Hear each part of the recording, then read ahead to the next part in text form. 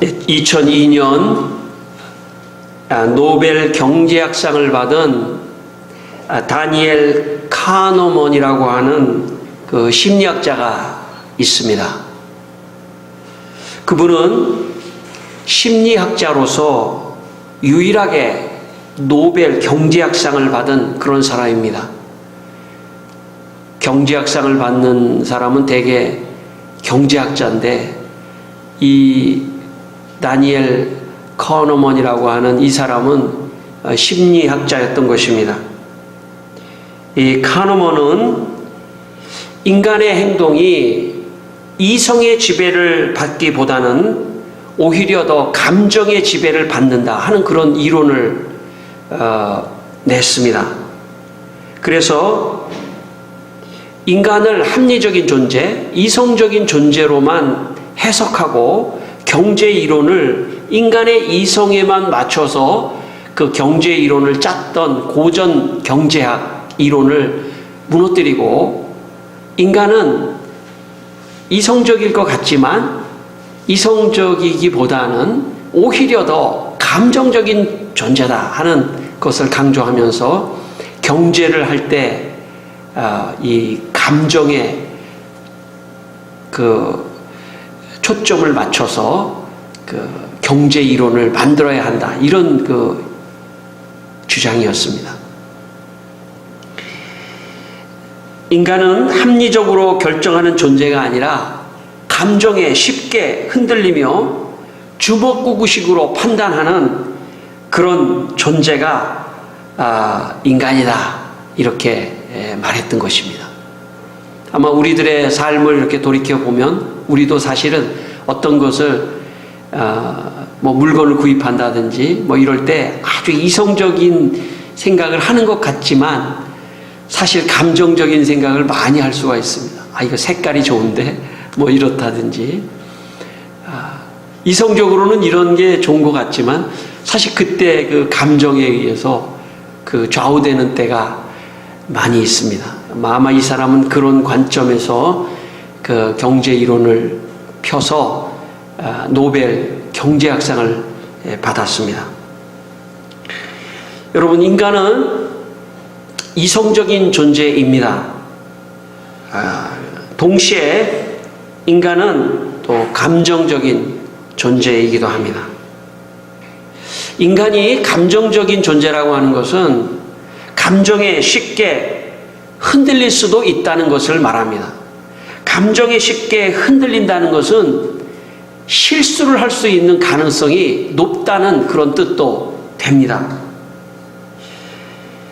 사람이 감정에 휩쓸려서 판단을 잘못하면 실수가 많이 나올 수 있습니다. 그 실수가 계속되면 죄 가운데 빠질 수도 있습니다. 그래서 사실 감정을 잘 컨트롤하는 것이 굉장히 중요합니다. 이사야 53장 6절 말씀에 이런 말씀이 있습니다. 우리는 다 양 같아서 그릇 행하여 각기 제 길로 갔거늘 이렇게 말씀합니다. 성경은 우리 모두가 우리 인간을 향해서 양 같은 존재라고 그렇게 비유합니다. 양은 어떤 존재냐면 자기 감정에 의해서 어떤 동물보다도 자기 감정에 의해서 행동하는 그런 아주 연약한 존재가 양입니다. 그래서 양에게는 반드시 목자가 있어야 합니다. 그렇지 않으면 양은 자기 감정에 그냥 행동하다가 양은 한번 넘어지면 일어날 수가 없습니다. 그래서 양은 넘어지면 죽는답니다. 왜냐하면 이게 넘어지면 호흡을 잘 못해서 질식을 하는 질식사에 죽는답니다. 그래서 양에게는 반드시 목자가 옆에 있어서 양을 일으켜주고 돌봐줘야지, 그렇지 않으면 돌발 행동, 자기 감정에 의한 돌발 행동을 잘하기 때문에 양에게는 목자가 있어야 한다. 그렇게 성경은 말씀합니다. 뿐만 아니라 성경은 인간을 향해서 우리는 다 양 같아서 각기 제 길로 가는 존재라고 말씀합니다. 인간은요, 이성적 존재인 것 같지만, 인간이 이성적 존재라고 말한 것은 플라톤과 같은 사람, 고대 소피스트, 고대 그리스 철학자들이 주장한 것입니다. 인간은 이성적 존재다. 그러나 정말 이 카노먼이라는 사람이 말한 것처럼 인간은 오히려 감정적인 존재일 수 있습니다. 인간은 사실 성경의 말씀에 의하면 각기 자기의 감정에 의해서 제 길로 가는 정말 감정적인 존재가 인간입니다. 그 이야기는 인간은 실수할 수 있고, 인간은 죄 가운데 빠질 수 있고, 인간은 죄 가운데 넘어져 스스로의 힘으로 일어날 수 없는 존재이기 때문에 하나님이 함께 하셔야 한다는 것입니다. 예수님이 함께 하셔야 한다는 것입니다. 여러분, 영혼의 목자 되신 예수님이 우리와 함께 있어야 합니다. 인간은 연약한 존재입니다. 감정적인 존재입니다. 인간은요, 자기의 힘으로 뭔가 이 세상을 살아갈 것 같지만 순간 어려움이 오면 감정적으로 자기의 목숨도 스스로 끊는 그런 참 어처구니 없는 존재가 인간입니다. 이성적으로는 도저히 그렇게 할 수 없을 것 같은데, 인간이 막다른 골목에 몰렸을 때 인간은 스스로 감정적으로 자기를 컨트롤할 수 없어서 목을 메어 죽거나 참 자살하는 게 인간입니다. 인간은 강한 것 같지만 연약한 것입니다. 인간은 목자 되신 예수 그리스도, 그분이 곁에 계셔야 합니다. 그분이 우리를 지켜주셔야 합니다. 여러분, 이 시간 여러분의 인생에 예수님이 함께 하기를 바랍니다. 예수님이 여러분을 지켜주시기를 기도합니다. 예수님이 여러분과 함께 인생의 마지막 길까지 예수님의 손을 붙잡고 가셔야 합니다. 그렇지 않으면 여러분, 예수님 없으면 감정적으로 살다가 죄악의 구렁텅이로 빠져들어서 영원히 회복될 수 없는 존재가 되는 것입니다. 여러분과 함께, 예수님이 여러분과 함께 인생의 길을 가게 되시기를 축원합니다. 예수님의 손을 붙잡고 가셔야 합니다. 그 길이 가장 안전한 길이고 가장 정도고 가장 바른 길입니다. 오늘 이 아침 예수님의 손을 붙잡고 여러분의 인생 다시 출발하는 귀한 시간 되시기를 축원합니다. 오늘 성경 말씀에 베드로라고 하는 인물이 나옵니다. 아마 이 베드로는 예수님의 제자 중에 가장 감정적인 사람 중에 한 사람입니다.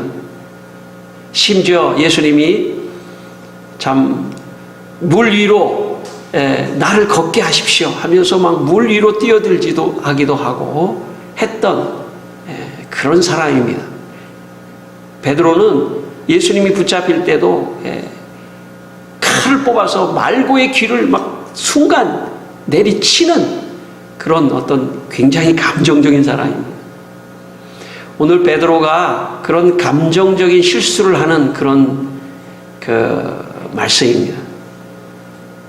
오늘 본문 69절에 보시면 예수님이 갑자기 붙잡히셨습니다. 그때 베드로가 순간 당황을 했습니다. 두려웠습니다. 자기가 참 따랐던 스승이 갑자기 로마 군인에게 체포가 되는 순간 혼란이 와버렸습니다. 이게 어떻게 된 건가? 아니, 도대체 예수님이 일주일 전에 예루살렘에 입성하실 때는 호산나 하면서 수많은 백성들이 왕으로 생각하면서 있었는데, 아니 일주일도 안 돼서 이게 어떻게 된 일인가? 갑자기 예수님이 로마 군인들에게 잡혀버렸던 것입니다. 당황한 베드로, 아마 제자 중에 가장 수제자인 베드로, 두려웠습니다. 당황했습니다. 그때 마침 한 여종이 와서 베드로에게 말했습니다. 너도 예수와 함께 있었도다. 순간 당황한 베드로는 이성적으로는 맞다, 내가 예수님과 함께 있었다, 이렇게 말했을 것 같은데 이성적으로 그렇게 말하지 않았습니다. 베드로가 부인했습니다. 나는 네가 무슨 말을 하는지 알지 못하노라 하면서 부인을 합니다. 그럴 수 있죠. 감정적으로 부인하고 난 모른다, 나와 상관없다, 이렇게 베드로가 어떻게 보면 실수를 합니다. 제가 초등학교 다닐 때 저 서울의 이문동이라고 하는 곳에서 살았습니다. 우리 친구들하고 그 옛날에 놀러 가려고 하면 도시락을 하나 딱 싸고 말이죠. 거기다 김치 하나를 딱 싸가지고 반찬 김치 하나가 처음이요 끝입니다. 그 도시락과 김치를 싸고 이 옛날에는 이 헝겊 같은데 이렇게 싸가지고 말이죠. 이렇게 메고 말이죠. 다 소풍을 갑니다. 우리끼리. 그런데 우리 동네에서 좋은 산이 하나가 있어요. 저 건너편에 이문동에서 건너야 좋은 산이 하나가 있는데 거기를 건너려면 중랑천이라는 개천을 건너야 됩니다. 그래서 저 반대편에 아마 지금 생각하니까 저 아차산인 것 같기도 해요. 그 산에 놀러 가야 되는데 중랑천을 건너야 돼요. 중랑천. 근데 그 중랑천이 지금은 뭐 이렇게 옆에 막 도로도 있고 그렇지만 옛날에는요 물이 많이 흘렀어요. 그래가지고 그 중랑천을 걸려면 5원을 주고 배를 타고 건너는 시절이 있었습니다.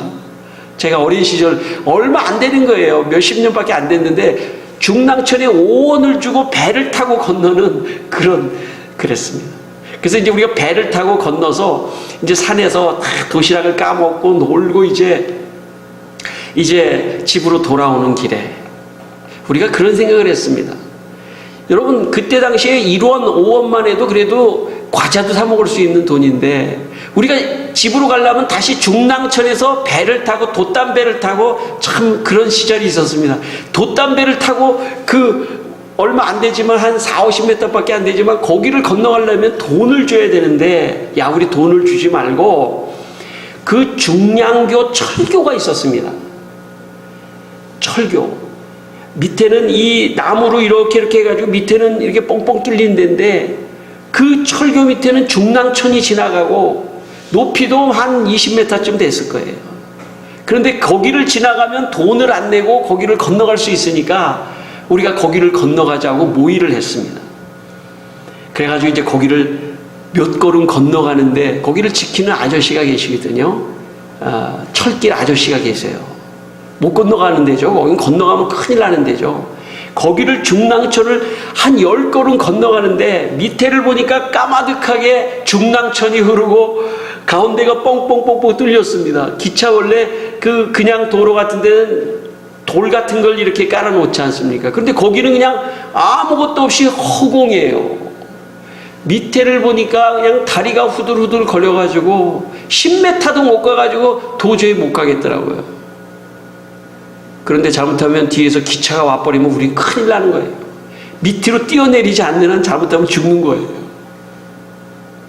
야, 그렇게 하고 있는데 갑자기 호루라기 소리가 뺑 울리면서 중랑천 그 철교를 지키는 그 아저씨가 막 호루라기를 불면서 우리한테 막 오라는 거예요.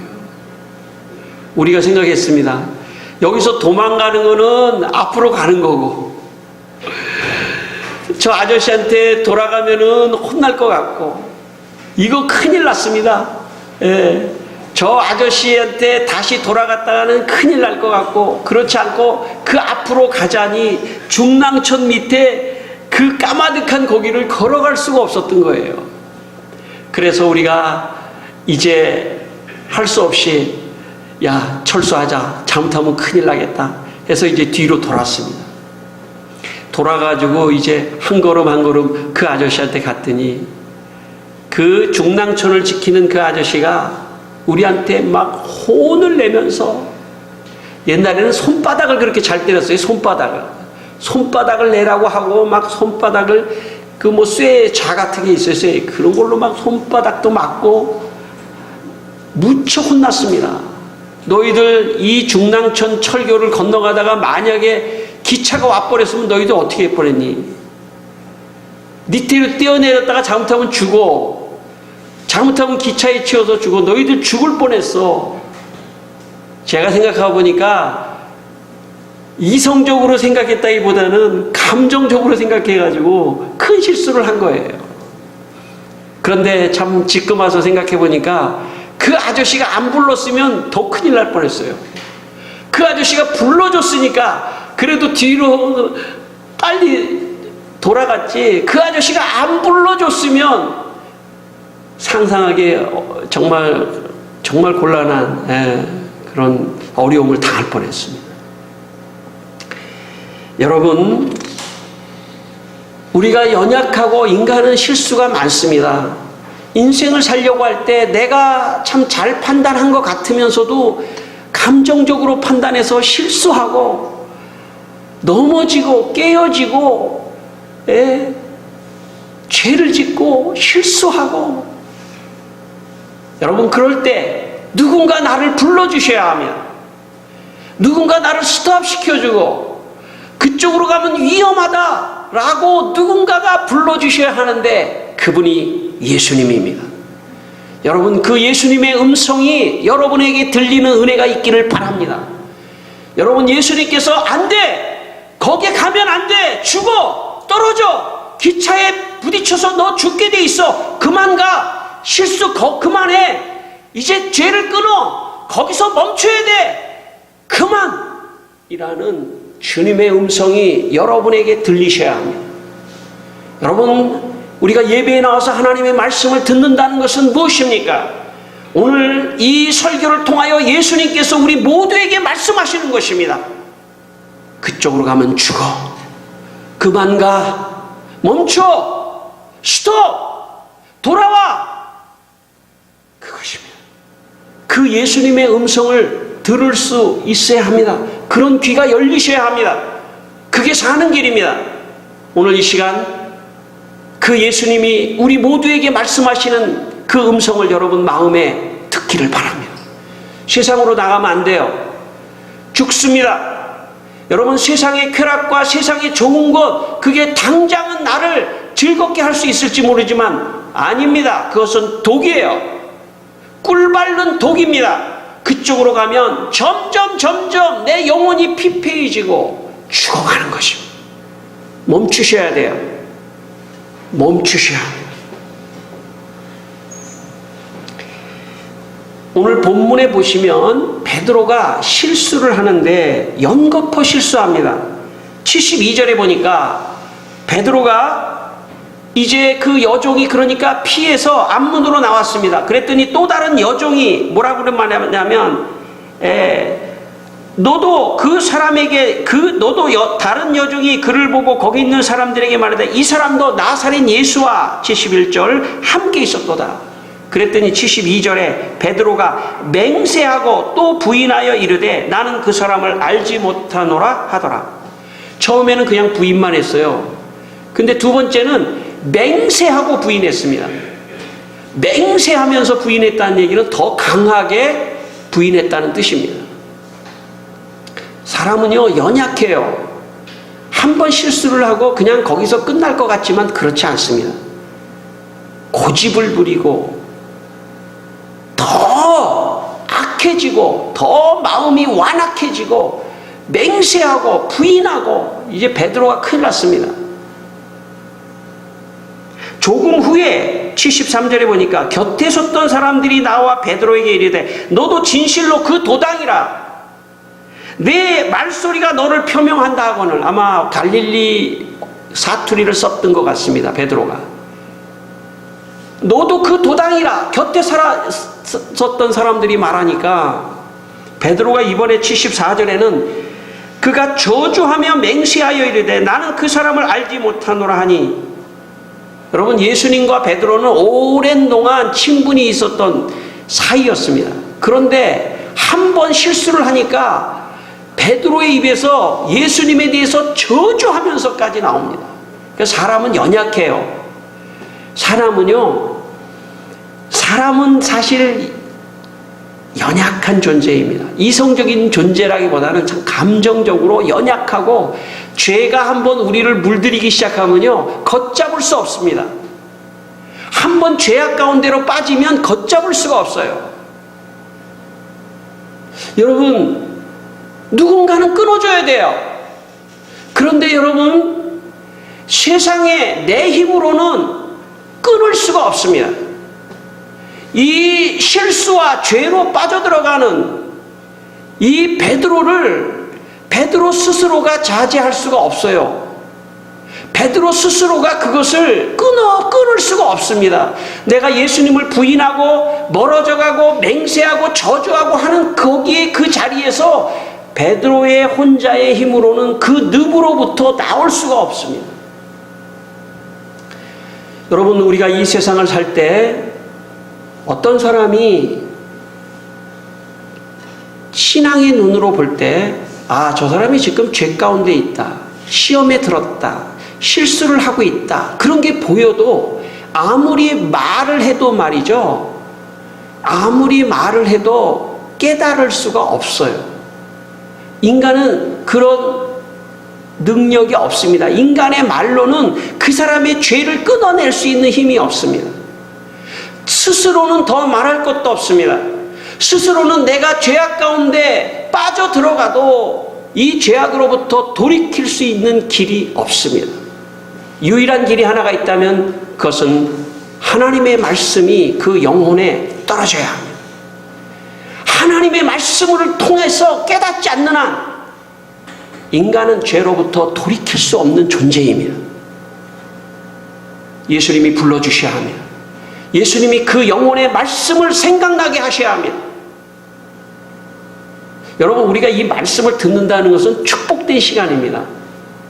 왜냐하면 말씀이 들어가야 내가 어느 죄악 가운데 빠지고 있을 때 그 말씀이 생각날 거 아닙니까? 말씀이 하나도 없는데 어떻게 생각이 나요? 말씀이 들은 말씀이 없는데 어떻게 생각납니까?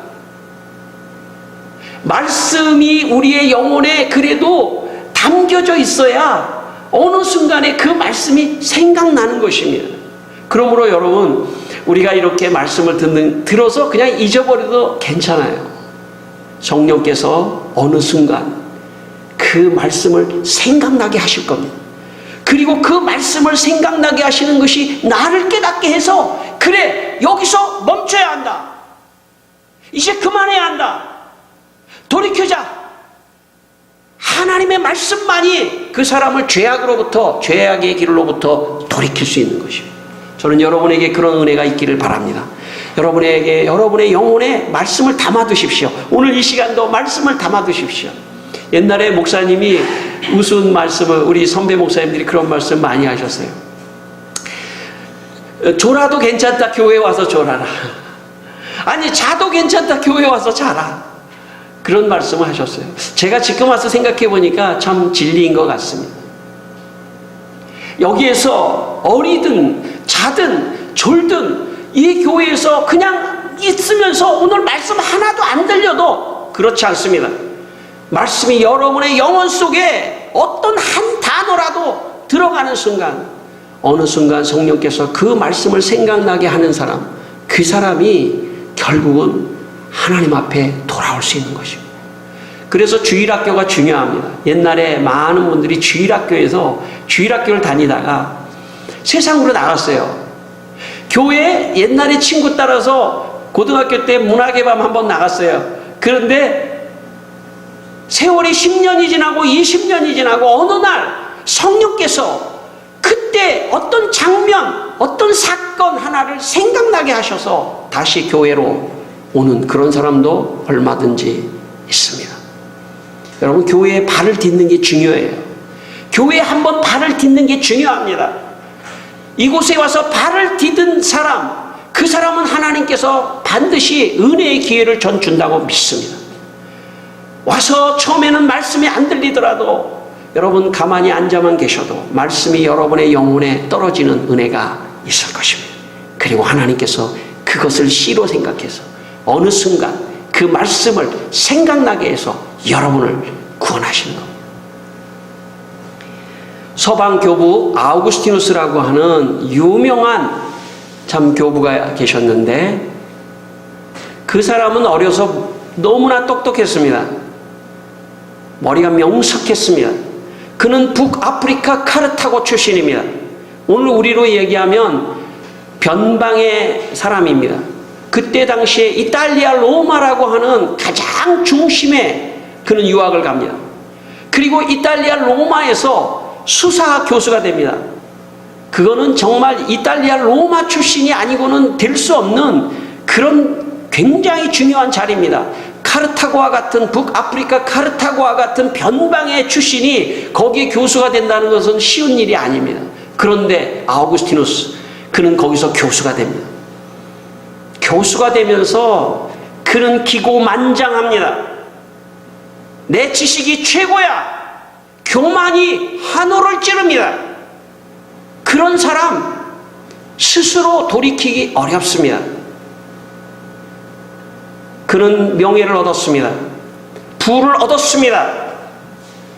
명예와 부를 얻은 아우구스티누스, 그는 육신의 욕망에 따라 타락하기 시작합니다. 가진 거 다 가졌기 때문에 그는 쾌락의 노예가 되며 사생활을 낳으며 동성애를 합니다. 그의 고백록에 자신이 하나님을 믿고 고백한 그 자신의 더러운 죄들을 다 고백하는 그런 고백록에 그는 그렇게 기록합니다. 나는 사생아, 나는 쾌락을 위하여 결혼도 하지 않고 동성애를 하며 그는 죄악의 나락 속으로 빠져들고 있었습니다. 아무도 그를 돌이킬 수가 없어요. 자신도 돌이킬 수 없을 뿐만 아니라 다른 친구들도 그를 돌이킬 수가 없습니다. 그러던 어느 날 아마 이탈리아 당시에 로마 그 시대에 어린아이들의 놀이가 있었나 봐요. 놀이가 있었던 것 같습니다. 우리 말하면 공기놀이 같은 무슨 그런 뭐 놀이가 있든지 그런 놀이에서 이런 이야기를 하는 것입니다. 집어라, 읽어라. 너 그거 집어, 뭐 카드 같으면 너 그거 집어서 한번 읽어봐. 이런 걸지도 모르겠습니다. 그런 게임이 있었는데 어느 날 자기 서재에 있었는데 아이들이 밖에서 집어라, 읽어라, 집어라, 읽어라 그런 소리가 들리더라는 거예요. 그런데 어느 날 그 순간 자기 친구가 자기 서재에다가 놓고 간 그 성경이 생각나더라는 것입니다. 그리고 그 성경을 펼쳤습니다. 그 성경의 규절은 이런 내용입니다.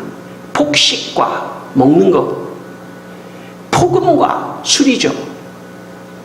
음탕과 방종과 쟁론과 질투에 나아가지 말고 오직 주 예수 그리스도를 입을지어다. 또한 정욕을 위하여 육체를 섬기지 말지어다 하는 로마서 13장 13절로 14절의 말씀이 눈에 들어왔습니다.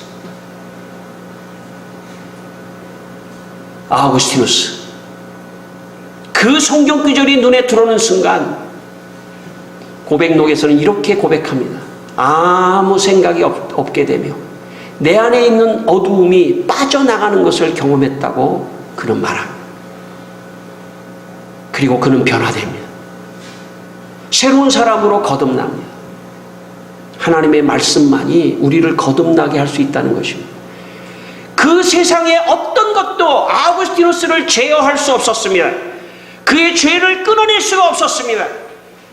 그러나 하나님의 말씀이 그 영혼에 닿는 순간 아우구스티누스는 새로운 사람으로 변화되고 새롭게 살아서 기독교 역사에 큰 영향력을 준 사람으로 변화되었습니다. 시편 119편 11절 말씀에 내가 주께 범죄하지 아니하려 하여 주의 말씀을 내 마음에 두었나이다.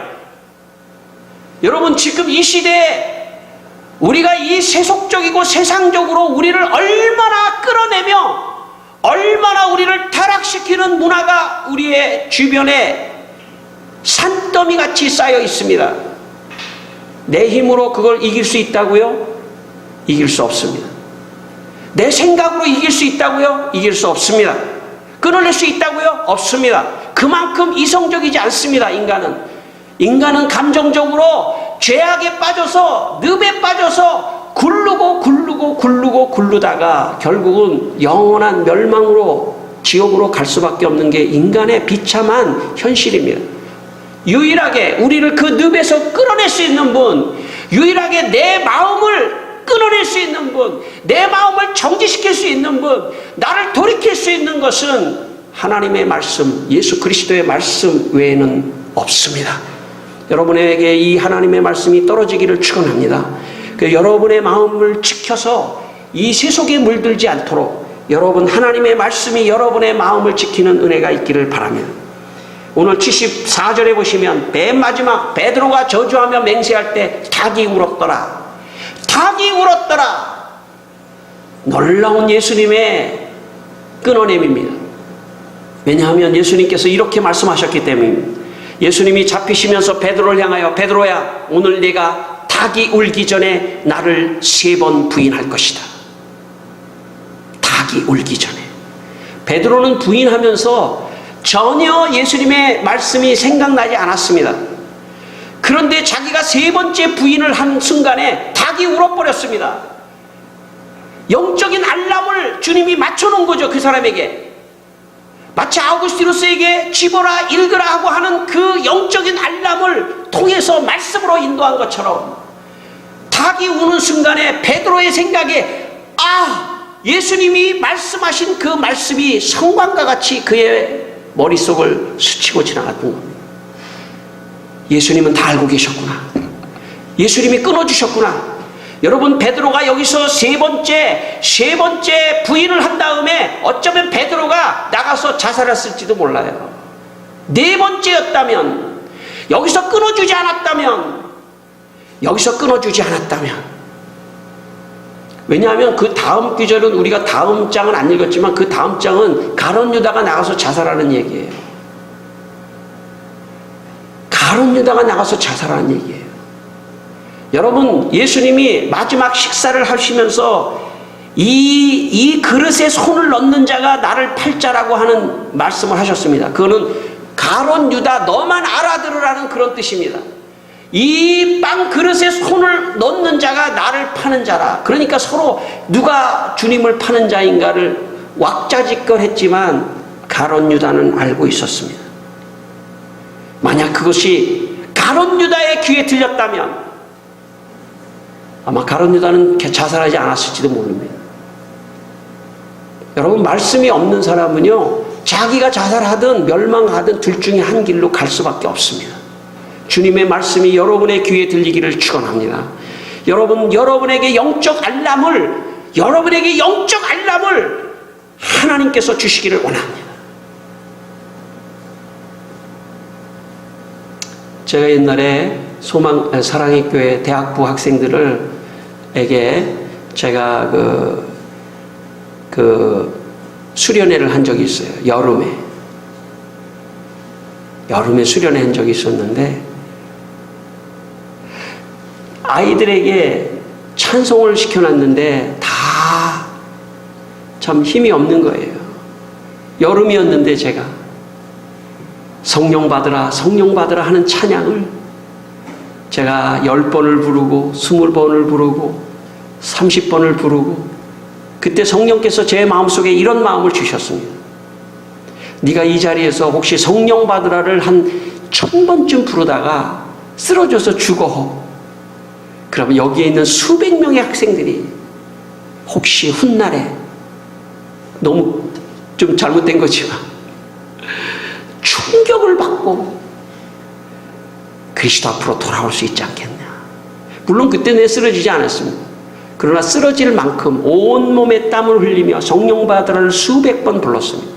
그때 거기에 냉랭하던 수백 명의 아이들이 다 자리에서 바닥으로 내려와 무릎을 꿇고 성령 받으라를 부르며 성령을 받고 성령으로 세례를 받고 방언을 하며 놀라운 기적의 역사가 일어났던 적이 있습니다. 여러분, 하나님께서 교회에 왔을 때요, 영적 알람을 여러분에게 맞춰주셔요. 그래서 혹시 교회를 떠났을 때, 죄악의 나락으로 들어갔을 때, 하나님이 그 알람을 생각나게 하셔서 돌아오게 하시는 겁니다. 돌아오신 여러분 축하드립니다. 돌아오셨어요. 하나님의 말씀이 여러분을 돌아오게 하신 겁니다. 여러분의 마음속에 하나님께서 어떤 사건이든 교회에서 어떤 말씀이든 여러분의 영혼을 기억나게 하는 말씀이 있기를 바랍니다. 오늘 이 시간도 여러분의 마음속에 하나님께서 말씀을 심어주셔서 기억나게 하시는 그런 시간이 되기를 바랍니다. 개그우먼 정선희 씨라고 하는 분이 계십니다. 그분 여러분 아시겠지만 개인적으로 어려움을 당한 그런 분입니다. 그분이 너무 고통스러울 때 그분의 SNS에 너무나 많은 사람이 죽어라 악플을 붙이니까 도저히 괴로워서 살 수가 없더라는 거예요. 그런데 놀라운 일은 뭐냐면 그 수백 개의 악플 중에 딱 간혹가나 하나씩 힘을 내세요. 힘을 내세요 하는 것이 있더랍니다. 그래서 이분이 어떻게 생각했냐면 나에게 주는 모든 악플은 생각하지 않고 그 수백 개 중에 하나씩 있는 힘을 내세요 하는 그것만 생각을 했다는 거예요. 그래서 그 위기를 넘었다는 것입니다. 그리고 어느 날 교회에서 말씀을 듣는 중에 그동안에 나는 죄인이라는 것을 깨닫지 못했는데 아, 내가 죄인이구나. 나 때문에 예수님께서 십자가에 내 죄를 대속하시기 위하여 돌아가셨구나. 그렇지 않았으면 나는 이 감옥에서 있다가 구치소에서 있다가 감옥으로 가는 것입니다. 여러분, 이 세상이라는 구치소에 있다가 감옥으로 갈 뻔했는데 예수님이 나를 이 구치소에서 꺼내주셨기 때문에 대신 돈을 지불하든 대신 대가를 지불하여 십자가에서 피 흘려 죽으심으로 꺼내주셨기 때문에 나는 형무소로 가지 않고 세상 하나님의 나라 천국으로 갈 수 있구나 하는 것을 깨달으면서 펑펑 눈물을 흘렸다는 것입니다. 눈물을 흘리고 나니까 마음이 개운하더래요. 마음이 너무나 개운하고 새로운 사람으로 변화되고 마음의 힘을 얻게 됐다는 것입니다. 성도 여러분, 세상에 여러분을 저주하는 말을 다 잊어버리십시오. 너는 안 돼. 너는 망할 거야. 너 같은 애는 안 되고 말 거야 하는 세상의 악플을 다 잊어버리세요. 하나님 말씀을 기억하세요. 하나님 너와 함께한다. 예수님 말씀합니다. 너는 잘 될 거야. 함께한다. 너를 도와줄 거야. 예수님의 말씀, 좋은 말씀만 기억하십시오. 그리고 마음속에 여러분의 찌꺼기 같은 죄를 회개하십시오. 하나님의 말씀을 듣고 회개하십시오. 말씀에 이 마음에 회개하지 않으면 마음속에 있는 마음이 우울해지고 답답해지고 슬퍼지고 죽고 싶은 마음이 생기는 것입니다. 그 마음, 죄악의 마음, 하나님의 말씀이 들어가 베드로와 같이 통곡하며 회개하시기를 바랍니다. 그러면 마음의 시원함을 얻으며 새로운 용기를 얻으며 살아갈 수 있습니다. 이 아침 여러분에게 하나님의 말씀이 임하여 죄악을 끊어버리며 마음의 평안이 넘치는 귀한 아침 되시기를 주의 이름으로 축원합니다. 기도하겠습니다. 우리 한번 기도합시다. 하나님 말씀으로 나를 변화시켜 주시옵소서. 이 시간 한번 말씀을 생각하며 하나님 아버지 말씀으로 나를 변화시켜 주시옵소서.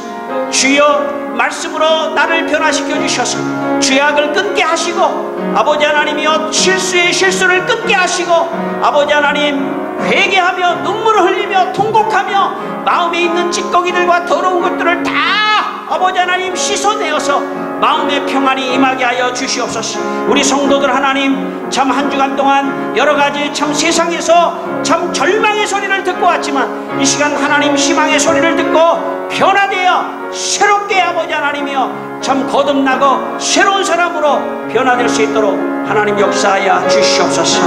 할렐루야. 주님 감사하며 예수님 이름으로 기도합니다. 하나님 아버지 우리 성도들에게 예수님의 말씀이 임하게 하셔서 모든 죄를 회개하고 마음에 큰 평안이 임하게 하여 주시옵소서.